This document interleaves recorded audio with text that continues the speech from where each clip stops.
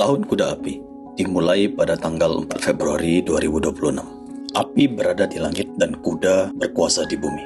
Keduanya merupakan elemen api yang sama yang menciptakan api menyeruak di langit dan bumi.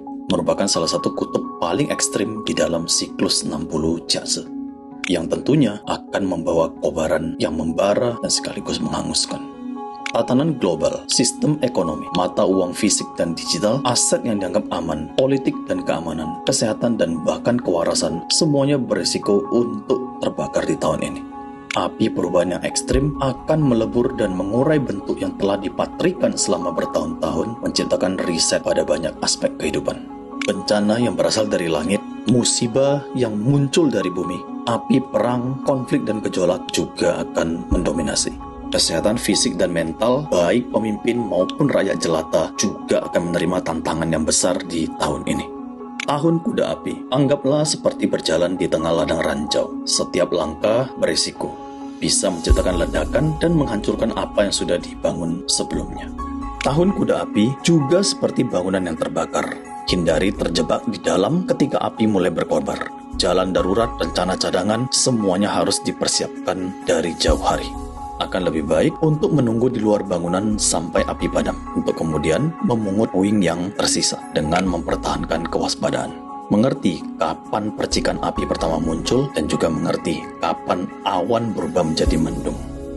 Sebagaimana sifat alami dari hukum alam, sesuatu yang telah hancur akan memulai siklus awalnya kembali.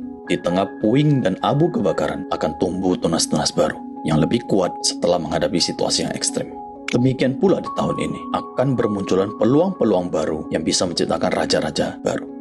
Ada sektor bisnis yang tenggelam, namun banyak pula sektor usaha yang menjanjikan keuntungan luar biasa jika bisa dimanfaatkan dengan baik.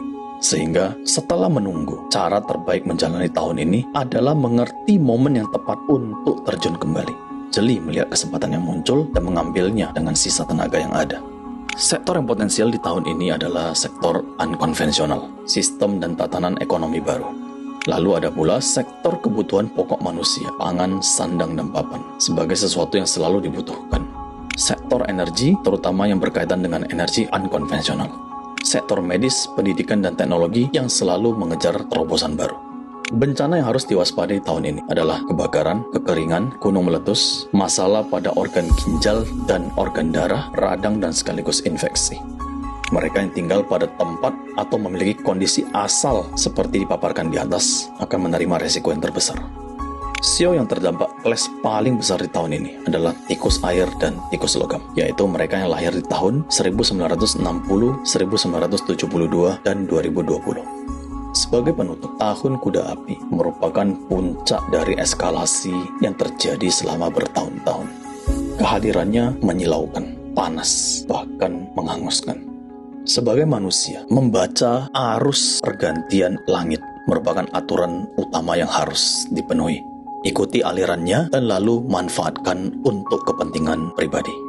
Selamat menjalani tahun Kuda Api. Semoga keselamatan, kebaikan, dan juga kesehatan menjadi milik kita bersama.